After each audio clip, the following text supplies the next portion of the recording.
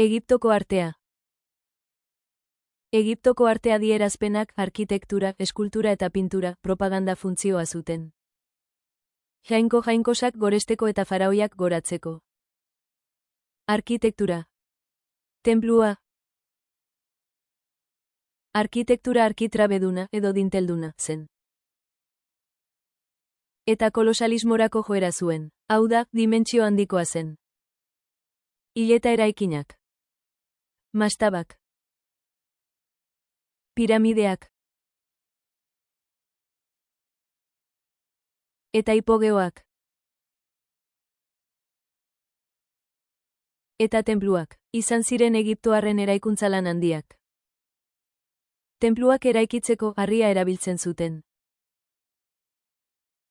Ez zuten ez arkurik ez gangarik erabiltzen. Eta estalki lauen pisua zutabe handi batzuetara transmititzen zen. Dintel edo arkitrabe baten bidez. Hormetan erliebeak grabatzen eta esenak margotzen zituzten. Tenpluetan egitura bera erabiltzen zen beti. Bi pilono handiren ondoan kokatutako ate baten ondoren.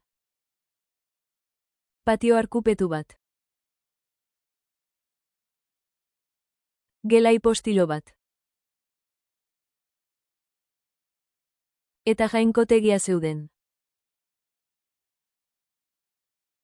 Gela hipostiloan zutabe handiak zeuden. Eta jainkotegia jainkosen etxea zen. Egiptoko tenplu baten egitura.